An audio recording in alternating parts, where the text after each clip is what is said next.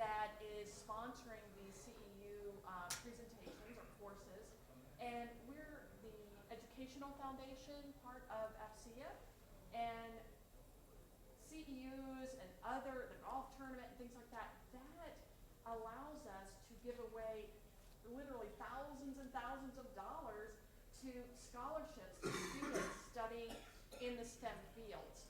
So if you're not already a member of AFCEA, please consider becoming a member and getting involved in various aspects, whether it's the educational foundation, whether it's spreading the word. We would really appreciate that. A couple just notes here. The way that you're scanned for the CEUs this year's changed a little bit from previous years, if you've been here in previous years. At the end, about 5 minutes before the end of the talk, there's a tablet back there, and actually you scan your badge, right?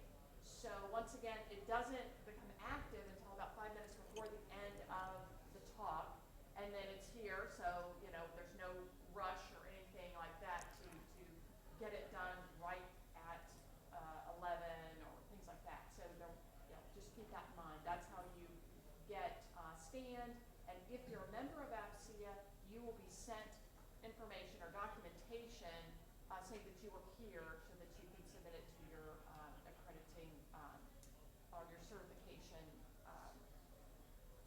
entities, right? If you're not a member of AFCEA, you might want to consider becoming one while you're here, or if you do it afterwards, then you will get the documentation. What happens if you're not, then you'll have to self-report to your certification entities. All right, so I wanted to go ahead and introduce our next speaker, and this is Frank Briguglio, and he is SailPoint, which is a public sector identity government strategist. And Frank has been in the cybersecurity arena for over 20 years.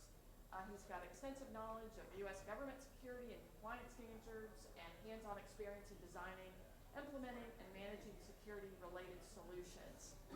So thanks to everybody for attending, and special thanks to Frank for being here and sharing your knowledge and experience. Thanks, I'll hand it off to you. Thank you, Mary.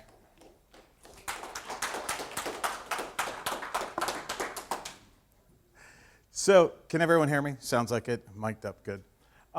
This morning we're going to talk about identity, governance, administration. We're going to go down this path into building an identity profile, integrating that profile with things like privileged user management, ensuring suitability. Then we're going to talk about security operations and tying the identity into security operations. A little bit about analytics at the end if we get there. I want this to be as interactive as possible. So if you have any questions, feel free to raise your hands and shoot, except for Ziggy, you're not allowed. And let's just make this interactive and enjoyable. I'm going to let everyone kind of roll it.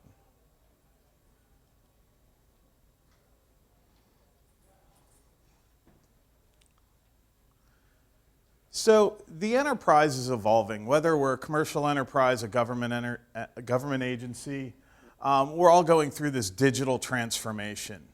Cloud movement, we merge organizations.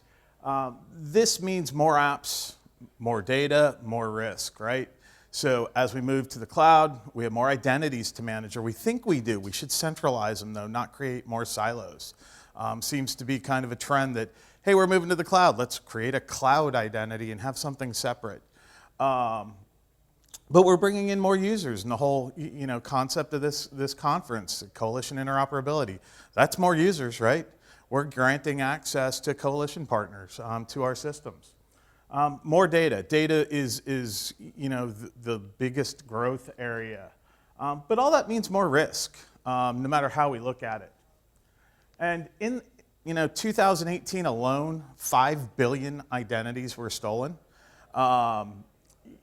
That's a lot. Most of us included in here were affected by the OPM breach. These things are, we need to be doing a better job protecting our systems. 3 in 5 CEOs expect to be breached. This was from a survey that was done, and that's unsatisfactory that business executives, leadership expects to be breached. It's a matter of if, not when. 80% of the security breaches involve privileged credentials. A lot of that's from what we're going to talk about insider threat and orphaned accounts, over-entitled accounts. 67% of those could not identify who their privileged users were. And if you think about the processes we use in the Department of Defense, the SAR process, this paper manual form, doesn't surprise me that, I think if we, we did a survey in the government alone, that number would probably be higher. 80% of the data was found outside protected systems.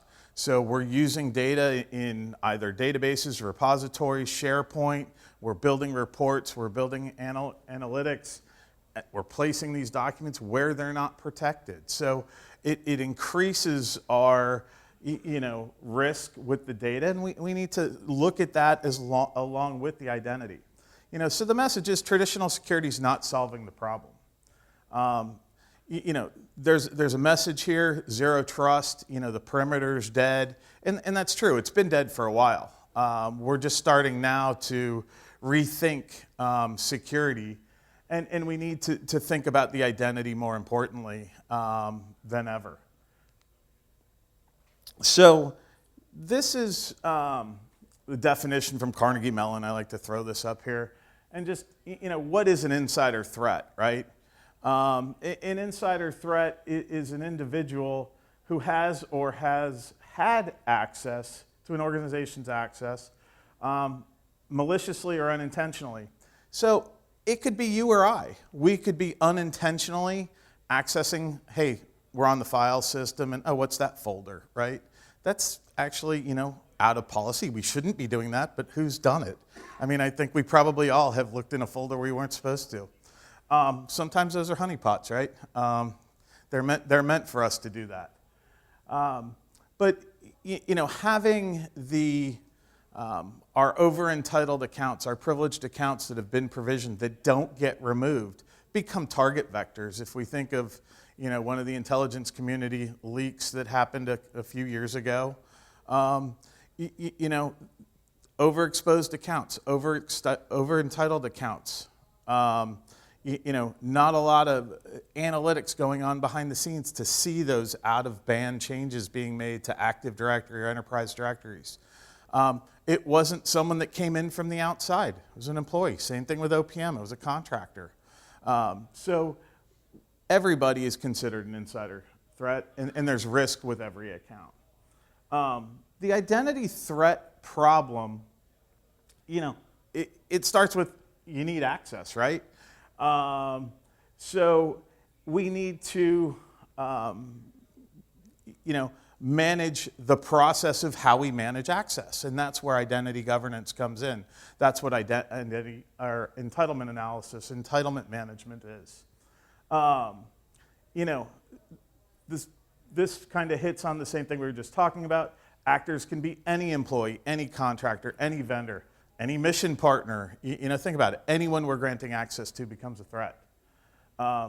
Most security systems today aren't looking at the identity as the threat. They're looking at external things. They're looking at malware. They're looking at ransomware, things like that. They're not thinking the identity is actually a threat vector. And then, another statistic about in the past 12 months, organizations feel they've had at least one insider incident. I think that's probably true everywhere. Someone doing something stupid within an application. In commercial organizations, like I'm part of a sales organization, I have access to Salesforce.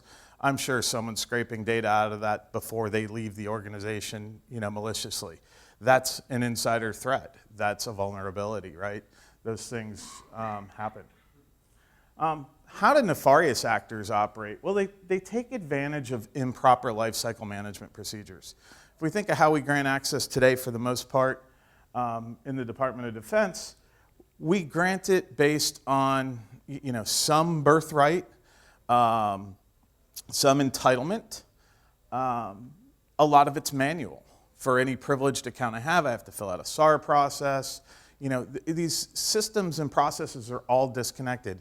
It leaves us very vulnerable, actually, for this kind of thing. And we've all left a command, I'm sure, and left accounts behind and gone to a new duty station or a new organization, had to refill out all those same forms to gain the access back. And then it might be a new system, might be the same system, and you end up either with a duplicate account or you're just become very over-entitled. So the other thing is, nefarious actors, they're taking advantage of that, right? They're looking for those stale accounts that are still sitting on the operating system or in the repository. They're looking for orphaned accounts. They're looking for over-entitlement. How do they do it? The attack life cycle is pretty much the same. Whether it's an internal or an external threat, the idea is compromise the perimeter, get inside, attach to an identity or a privilege. They're going to escalate however they can. They're going to sit in the network as long as they can doing reconnaissance. They're going to move laterally. I think we've seen that happen before. And then, they're either going to disrupt business or exfiltrate data. This is a little different view of that same slide, but the whole idea is the longer they're inside the network, the longer they're acting nefariously, the harder it is to find them. And they're going to keep trying until they get something of value. Any questions so far? So, kind of looking at this a little bit deeper, we talked a little bit about manual provisioning processes, disconnected provisioning and approvals. There's a lack of access certifications. I like this one, when auth-n looks like auth-z. What I'm talking about there is when authentication looks like authorization. And as we move towards zero trust, federation, all these great things that we want to do fast and efficient, we have to be careful. When we start making authentication look like authorization and feel like authorization, we tend to not look deeply there at how we're granting the access, who we're granting it to, are they still suitable? When we use access policies such as ABAC, we hear ABAC a lot in the identity space and access management, that's great, but who's ensuring Frank's still wearing a Hawaiian shirt tomorrow if I was wearing one today? We need to have that governance process around the data that we're using in those policies. We need to have more control over the access policy itself, and we're going to look at some of those things. So what does all this stuff cost? Well, all this leads to those increased dormant and orphan privileged accounts, right? We've all filled out a SAR, we've left, there it is, it's left hanging. Privilege entitlement creep. We move laterally from one job to another. We may move to just a different group within the organization and we get more entitlements, but I still have access to that database that I had 6 months ago that I no longer need. So this is where the identity governance process that we're going to look at is going to help with this. Erroneous provisioning of privileged access. Hi, help desk, I need it quick. How many have made that phone call? Or, this is a heightened activity where I need access. I've granted it, it doesn't go away. Or just, I want it. And in a lot of cases, sometimes that gets approved as well. Lack of centralized visibility. That's probably the key. It's probably our key problem.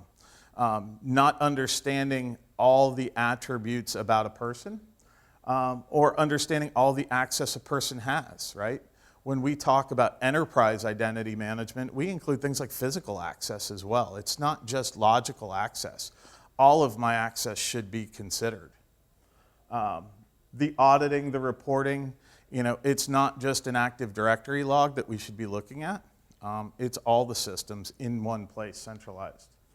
And the other thing that really drives the identity threat problem is, we want to do things fast, and sometimes fast isn't good. So, what's the risk? Kind of go through some of these, but we've already talked about them a little bit. The orphaned account, that's an account that can provide access, to system services. It doesn't have a valid owner, right? It's orphaned. It's somehow got provisioned. It's no longer used. It's sitting out there. That is the biggest threat vector, right? Why is that? They're the attack surface, right? They still have access to things. They're still active. So as soon as, if they're compromised, they can be used, right? They can be escalated. It may not be the original owner that does it. It may be the old owner of the account, or the nefarious actor. The old owner, though, can, hey, I used to have an account on that system. I wonder if I still have it, or here's the password for it. So, when accounts aren't used, they really need to be locked down. Application accounts and service accounts are the other one. As soon as we stop using them, those tend to linger, mainly because we don't know what else is using them, or who else is using them. So it's that same problem, right? They become weaker and vulnerable over time. They may not go through the right password policy changes, or they're sitting on the system and not be, just not being audited. So in general, they raise the probability of illegitimate access and hijacking. So, shift a little to the identity process. An employee's roles, groups, responsibilities change, right? The longer you're with an organization, the more access you get. Your job changes. In sales, you hear a lot of, well, the guy's in accounts payable. Well, he gets moved over to the accounts receivable team. So there needs to be segregation of duties, right? Separation of access. If we go to the D-SCID, we say, system administrators can't be system operators. How do we enforce that, right? And those are the kinds of things that we really need to watch, is some of those controls. So when an attribute about an identity changes, so should the access. And the attribute might be job title, job location, clearance, project. There's so many different things about me that can be used in a policy to grant me access to a system, data, door, whatever it might be. That access should be dynamic. And the idea is that as we make this automated, we have that continuous view of suitability as well as security. And then, the key is someone leaves, let's remove them. Let's disable all that access. Let's make it go away. So we're going to go into identity governance now. Any questions so far?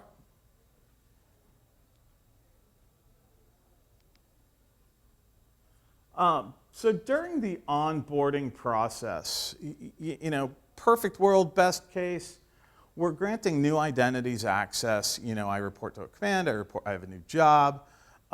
We're granting access to the things you need on day one. So it might be the learning management system, right? Do your training before we grant you any more access. We start building your identity profile. We're not overloading it, though, until you're suitable. We've actually correlated your identities or your access, your clearance, your badge, all this information into an identity profile. Once we have that, go start your job. And then as you require access, just like you do today you fill out a paper form, but let's grant this with the least privilege model. So we're only going to grant you access to the things you need. Modern IGA does that with self-service catalogs. It integrates with ITSM. All these different processes that you can request this access. but we're going to have the governance process around it. It's going to go through the same approvals. It's going to go through the same data validation, but we're automating the steps. We're automating the procedures. We're making it easier and less human error prone. And we can also use analytics and AI to make those decisions and recommendations for you. So there's a lot of things you can do there to keep that least privilege model in place. As I said, when the access happens, just like we do today with the SAR process, for example, we check suitability, we check segregation of duties, but it's only done once. It's not done periodically. No one goes back every day and revisits my suitability. Well, overnight I got a DUI and I got my clearance taken away, but I didn't tell anyone and I'm still here. I didn't do that really, but that should affect my access the next day. Or I got demoted, or my CISSP is no longer valid and that was used as a gating factor for me to have access to a privileged account. I mean, that's the old 8570, is it? Yeah. So, when something changes, access should too, and we're gonna look at that. So when I talk about modern identity governance, what I'm talking about is a platform that works in both cloud and on-premise environments, connects to apps, directories, databases, cloud infrastructure, file storage. So connect everything, see everything. Advanced integrations that go deep and broad into applications. So looking at entitlements, looking at schema, going into deep into the entitlements. And then in the governance platform services, that's typically role modeling, risk modeling, policy modeling. And then across the top, there's end user services, right? Make it easy to gain access to something. The automated provisioning. Access certification is something we're going to hit in a minute. That's the audit process. Let's make those access reviews easier. And then policy management, so how we're interacting with privileged account management, how we're acting or interacting with AWS policies, things like that. The end user should understand what they're gaining access to. And then, going back to the data problem, integrate with file access management as well. Passwords shouldn't be too much of an issue, but they still are in Department of Defense. So there should be, if we still are using passwords, we should have centralized password management. Make it easier so it can be secure. The harder we make it, the harder it is to enforce. And then analytics. Any platform should provide dashboarding and analytics that are key. So the goal is grant access to the warfighter.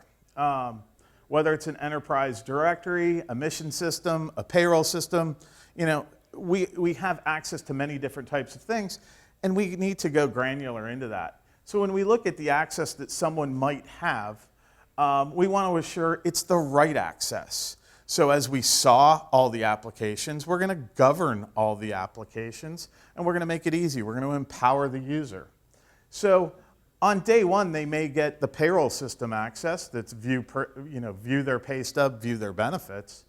They might get assigned to a mission based on a job function or billet they're in. So we may be able to grant them view mission activity first off. The enterprise directory, that's usually done based on who you are, right? What geo you are in, what organization you're in, what role you're in. Kind of usually drives enterprise directory. But the idea is load up the permissions the best you can.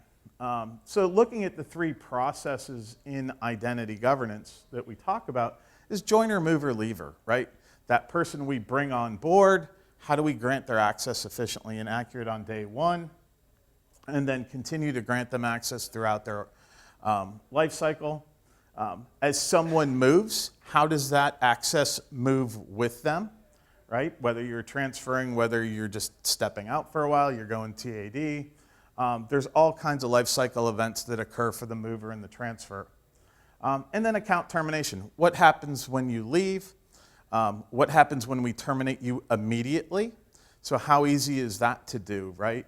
when we have disparate silos of enterprise data, of the mission system, the payroll system, the enterprise directory, if we don't have a centralized view of that, we got to know you have access to all those systems. So if we have to deprovision you immediately, that gets more complicated. It's more error prone. So tying this together in centralized view of the identity access, we can do terminations and disables quite easily.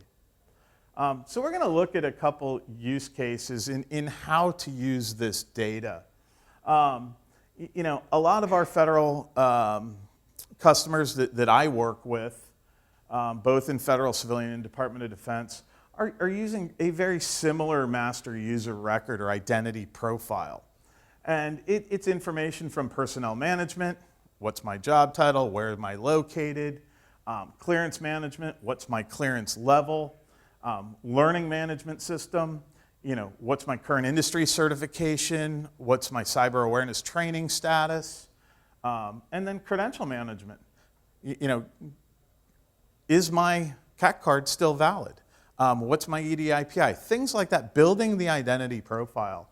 So we can then use those to make smart decisions. We can use analytics to make recommendations for access.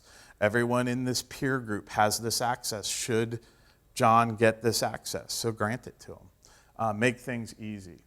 So using assignment rules when we have a joiner, for example, it's kind of hard to read, I know. But that just says if employee type equals contractor or employee, then and his employee status is active and his CSAT status is current and his credential status. So we're using these policies in assignment rules before we're granting access, but you can see just based on that, I've proved I'm a valid employee. We've gotten that from an authoritative source. We've gotten data from the learning management system that says, yeah, I've done the minimum requirements, so I should probably get an Active Directory account out of this one, right? And that's exactly what happens, is I get signed to the all users role in AED, I get signed in the enterprise role, I get granted, and I'm provisioned in Active Directory. So another assignment role pops off, right? If my job title equals system operator and my employee status is active, get this, every time we're doing an assignment, we're checking these attributes. We're making sure you stay compliant with our security objectives, right? And it might be country of origin. It might be, is inactive. There's all different kinds of attributes that can be used here. But here we're just saying, if I'm a system operator and my industry certification is not null, it happens to be Security Plus here, then I should probably, can I get additional access? Yeah. We're going to put you in the SysOps role. We're going to provision you a PUM account. So we're going to stub your privileged account. We're not granting you any privileges here, though. All we're doing is creating your account. But we're flagging you as a privileged account because we gave you access to the system that holds the keys of the kingdom. So in policy now, where we're continuously checking this data and before these access requests get processed, we're looking at rules. So if job title equals system operator, the same things, I'm suitable. So I have a suitability policy that's checking just to see, just like that SAR form, right? Those are some of the attributes there that I'm suitable for that access, right? Now I'm going to check and see that the industry certification is on the roll. So now I'm checking the role that I'm granting to make sure that I'm suitable for it, right? Not just I'm a suitable employee, but now I'm checking the role. And then check for segregation of duties. So these policies in a modern identity governance platform become very critical in maintaining compliance and ensuring that we're keeping our security infrastructure key and free of orphaned accounts, because in almost every one of those queries that we've shown so far, it's looking for that active status, right? If I become inactive in any system, then I'm going to get deprovisioned or disabled here. And we're going to look at things changing. So in this use case here, in this scenario, sysadmin changed, the cybersecurity changed, so job title and CSAT status. So that same rule. But But since CSAT status changed, we're going to disable the Active Directory account. So this is what identity governance can provide, is that immediate remediation of a violation. And then same kind of thing where CSAT, now job title changed. So we're going to remove the sysops role that we granted before, right, in the previous scenario, and we're going to assign the sysadmin role. So my job changed, my access changed. And that can be any attribute, right? It's just to show that we're driving things off the values. Same thing here with CSAT status in this rule where,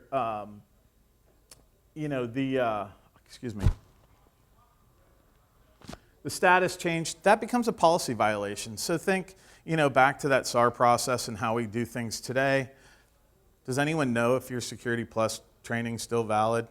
Probably not. They're probably not tracking it like it should be.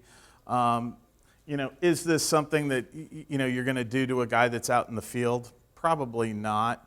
But there are places where it is very critical that you are doing this.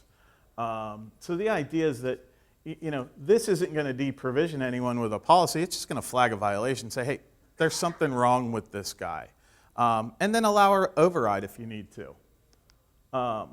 Same thing with the sysops role. Nothing changed there, so we remain suitable.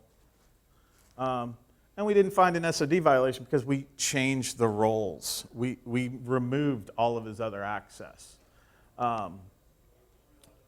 So in the lever, the idea is employee status changes. We removed everything. Driving everything off the attribute. Everything's automated. Same thing. The employee status was included in the job title rule as well. So everyone understand the concept that they're trying to give here is, as we integrate more systems, more data, more users, being able to drive the automation for provisioning, for the evaluation of suitability, and keep that in real time is going to reduce that threat vector and that threat footprint. Now, the other challenge that we have is in any security role is reviewing that security access, right? So how do we do that? The only way is to do an access certification or an audit on our users. And if we go to Active Directory, print out all the group memberships, that is a heavy lift. If we go to the SAP system or even, pretty much any system, here's the access logs, here's the user logs. That can become quite cumbersome. And typically what happens is you get certification or compliance fatigue, and you get that spreadsheet with 150 or 200 users on it that, certify these still have access, and you drop an X in the column and drag it down and go, yep, they all need it. And that's probably, happens more often than not. But when you tie all this together into a system that's managing all these roles, all these entitlements, all these credentials, and is tied to some structure of a compliance officer, of an application owner, of an approver, we're able to perform automated access certifications and audits. So there goes your dormant accounts, because if we're reviewing all the accounts in the systems from the application owner perspective and the user perspective, there should be no orphaned accounts left in the system, right? Everyone should be accounted for somehow. So that's actually how we encourage some of our customers, how I work with our customers, is to run that that's the first thing you should do, is run a certification process on your existing data. Prove what you have today is valid. Get clean so you can stay clean, right? And each audit should determine this legitimate access. This is the foundation. This is how you start off. And then as you continue with this process, it makes that yearly access review very easy. You can audit someone based on an attribute change as well.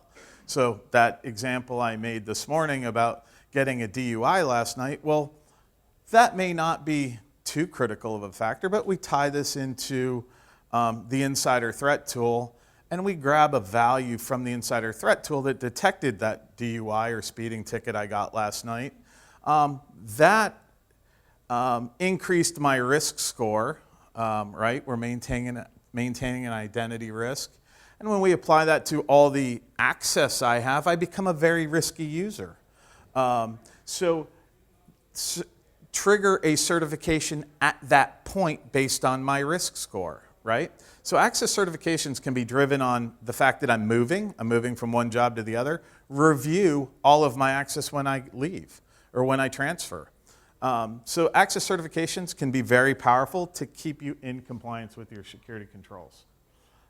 In the SailPoint product, this isn't a product pitch, but I just wanted to point out that having an interface to drive this, and pretty much all the vendors look the same, the key is make it easy for the approver. Allow grouping of approvals. Allow drill down of the access so we can see what we are approving, right?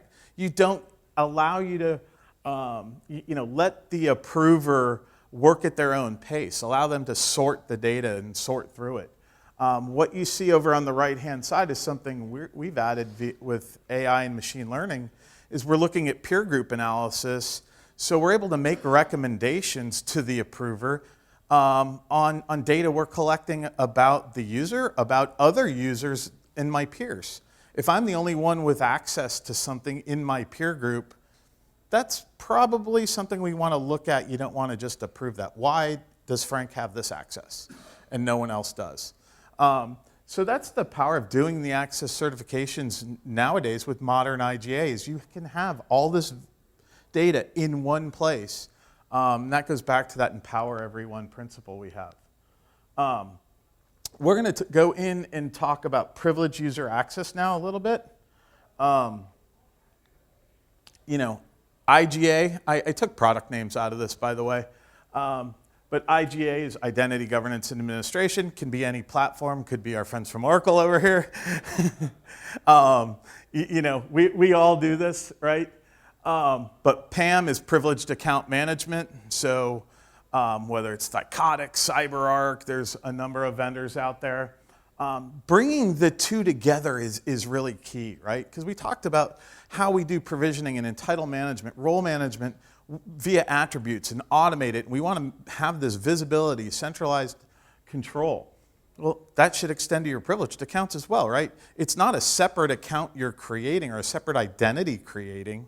And we do this a lot in Department of Defense. We'll create a separate privileged account, and that's fine, but it should link back to your centralized ID. It's still your carbon life form that has that access. So all of your access across every network should roll back to that centralized identity.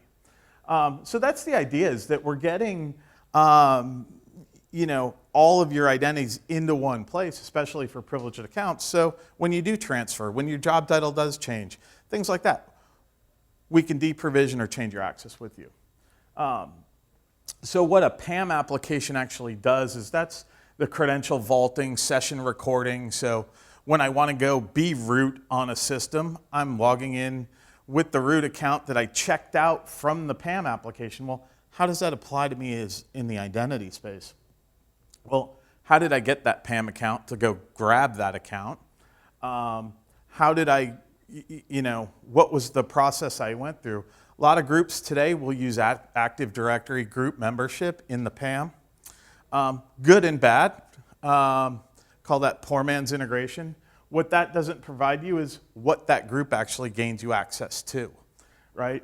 So in the IGA platform, what we're doing in the space and where the space is going with this is being able to visualize what's in those privileged account management containers and vaults, what sessions are available, what credentials are vaulted, what passwords and accounts are vaulted. So we can see all that in the various containers, visualize them in the IGA platform, and then assign access with all the security controls wrapped around them. So that's where the two really separate. But you really shouldn't be doing one without the other. And then we get well, where do we start if we're already doing one, or doing neither? You start both in parallel. I would say one of the biggest problems is, if you don't start in parallel, you will end up getting to the point where the PAM application, that is a more complex application, more complex configuration, more rules, more entitlements. You need to be ready to handle it in your IGA. So doing the two together in parallel allows you to build the model that you need to go forward with in all of your policies and things like that. So what's the benefit of this? The automated governance controls, right? That centralized access of my privileged account, my privileged entitlements, and really streamlining the delivery. Going back to that, the processes that we have today, not very streamlined, not very efficient. We wait 2 to 3 weeks sometimes for approvals. This should take no longer than minutes. This is all automated access requests. So think filling out the request, hitting submit like we're shopping on Amazon Prime, and within the next 4 hours something arrives at your doorstep. Well, that's really what should be happening when you're doing an access request as well. So the centralized visibility is probably the key, and whether we're talking about PAM accounts or any kind of single sign-on, any kind of access, right? That's one of the main benefits.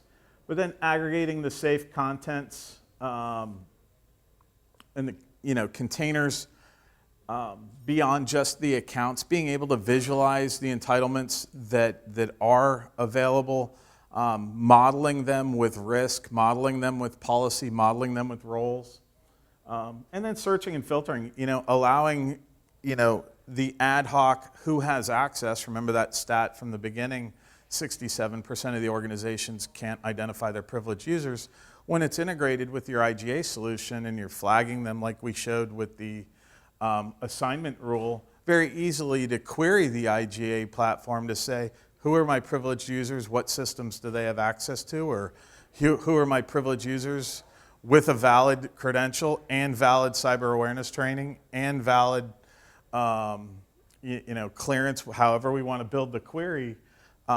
This is a minute query, not we need to pull this data from 6 different systems and try and correlate it. The lifecycle management, tying this together, it reduces the error-prone fulfillment. That's probably, we hear misconfiguration a lot. We hear, oh, we put you in the wrong group, but we didn't remove you from that wrong group. We left you there and we added you to another group. So this whole automation really is to reduce that probability of that happening. The policy management, the SOD policy is critical, especially in our world. We have a lot of SOD policies for what specific someone can do, change a password, create an account, things like that. When we have that level of separation of duty requirements, the automation helps. It definitely helps. So whether we're talking at a high-level role separation of duties, but going down to the actual entitlement level of entitlement separation. And then, again, the access certification. Can't impress enough on how important the automation of this is. We talked to one federal civilian agency that did their yearly audits for their mainframe alone took them 18 months. Get that? A year, their yearly certification took 18 months. We went in and helped them with this problem and had them doing a certification within 8 hours. And they could complete it then. It was really up to their people then to go in and actually certify. But we were, we set up an entire platform, connected it to the mainframe, harvested the data, and then did a certification in 8 hours. And it takes them 1.5 years to do it the way they're doing it today. So there's just a little bit of process you can do up front to make these things a lot easier. This is just a view of the container. down to the, specific permissions that someone has access to. They have add permission, they have add user, remove account. So we can, get very granular in this capability. Now let's talk about, we're using the PAM accounts now, or any account doesn't need to be a privileged account. But how are we automating this from a SecOps perspective? Why is it important in a SecOps environment? So when we look at where identity governance fits, identity governance is that, the process of how we're doing all the provisioning. We're probably provisioning some network directory, privileged account vault, some access management solution. But you have this auditing stuff that's going on, SIM tools, UEBA, sitting out there on the side, usually a separate group than the identity group. They get an alert. They got a firewall alert, someone failed to log in 5 times. They have no context other than the fact that they have a user ID that failed to log in. They don't know who that person is. They don't have all of their access. They don't know what else they have access to. They don't know that Hawaii's not their normal job location. Their normal job location's in LA. So having this context that the identity platform brings is very critical. So when we combine this together, and we're doing, with the identity context, controls, policies, it's delivering, powerful threat detection. It makes incident investigation a lot easier. So as we enable alerts from SIM, from UEBA, we have administrators, operators that can access the identity profile, whether they're logging into the interface and doing it, or through a query, through a Splunk app, whatever it might be, being able to see everything that I have access when they see my UID that's failed to log in 5 times from Hawaii, but I live in Washington, D.C., so why am I failing to log in here? Think of the use of that. They look at my identity profile and go, well, yeah, there's no reason Frank should be in Hawaii right now. Nothing's changed about him. Why is he trying to access this? They could see me across the pond. They could see my access, but has my account been compromised? Is someone trying to use it here when they shouldn't? So that's the kind of context we can add. So it's that visibility over, looking at behavior. So we're adding behavior in now. What am I doing with the access that I've been granted? Am I using it appropriately? So think of those privileged users. I now have the root account. I've checked it out. I've been granted access. What am I doing with it? So, and what am I doing? Is it normal behavior? I logged I failed to log in 5 times from a different location. I'm requesting data. I'm requesting access to things that no one in my organization has access to. Why am I requesting it? These are all things that can be detected through integration with SIM and UEBA tools. So, the idea is that the benefit is we're going to increase the IT and SecOps automation, right? Being able to drive automation from a security event.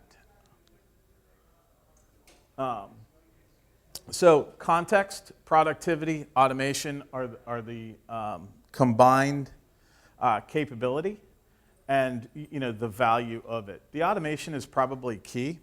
We think today back to how do we find all the access? Well, how do we remove the access when we have to in the case that an event occurred? Typically the SecOps guys, like we said, don't really see someone's full identity profile. They don't know all the access, so they may disable my PUM account. But I have 10 other accounts that are privileged accounts across the enterprise. If we don't have all that information in one place, we can only do part of the picture. So how does it work? The SIM, the UEBA tool, whatever it might be. So like I said, think Splunk, think Exabeam. They're going to identify an activity. There's that connection link of integrated tasks through autoresponders, alert mechanisms, notifications. and we're providing that context back, right? It's that full life cycle of that incident now that we're looking at. A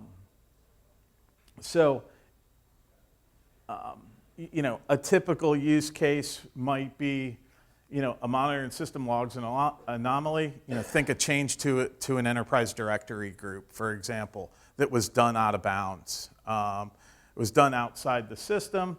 The SIM detects the anomaly. It creates an alert. It sends the alert to the IGA endpoint. The platform then examines what that alert is, who it is, all those context features that we're looking at, and then initiates an automated action, right? It takes action on that change event. So in this case, we disrupted the change, and we're going to disable and remove the account or the activity. So jumping into that lifecycle process that happened out of band, possibly by a nefarious actor, we can then go back and remediate that end to end. So it's more precise security analytics, more elegant security enforcement, and more intelligent identity governance. And that's really where, a lot of identity enterprise, companies like Oracle, like SailPoint, Okta, Radiant Logic, doesn't matter who, we're all stepping into this next step of analytics. This is the way we're looking at it, but, it's interesting with AI and ML, all the different use cases. We're looking at peer group analysis, like I talked about earlier, for the governance recommender. So really looking for ways to identify outliers in the organization, looking at large amounts of identity data, looking at access history over time, access discovery. So really taking the power of AI and ML to determine, to keep that suitability, because we're using any of the attribute data we have. Is someone coming in from somewhere else that they shouldn't be? Comparing my access to peers. The outlier detection is absolutely critical in finding that needle in the haystack of who has access and they shouldn't. Some of the ways to look at the data, but to use the peer group analysis, add or remove access, getting to that autonomous identity. And that really is where this is going. It'll be interesting to see how the market evolves over the next few years. The outlier detection, like we talked about, this is critical. I would say the most important is, make these access anomalies actionable, right? When we see these outliers, immediately take action on them. And then the recommender as well, making that approver feel more comfortable in what they're approving. I think that goes a lot where we put this burden of approvals and access on some of the administrators to, hey, do this. We put them under pressure. We don't give them enough time to actually sit and do it. And they get that compliance fatigue or audit fatigue. And it just breeds for, vulnerability. So making, things like this is, the first of its kind, and it's very valuable to the enterprise. The access discovery, tracking access over time. It's one thing that we understand who has access today, but what did their profile look like 6 months ago? When we discovered we had an incident 3 months ago, people's access changed since 3 months ago, so we need to go back and review. Having this continuous snapshot, this continuous review of the identity, and understand things that changed when they changed becomes critical. So we're getting at the end here. Some takeaways. It's time to rethink security. The identity has never been more important than ever. The access certifications and audit are absolutely critical. We are the new attack vector, and we need to properly govern the identity to mitigate that risk. Thank you all. I think I got close, Mary. No, I didn't. Half hour short. Any questions? I know that was a lot to swallow. I can make these slides available. Are they going to be published? They can be, yes. Okay. So these will be available. If not, see me and I'll give you one of my cards and I can send them to you if you'd like them, except for you. No.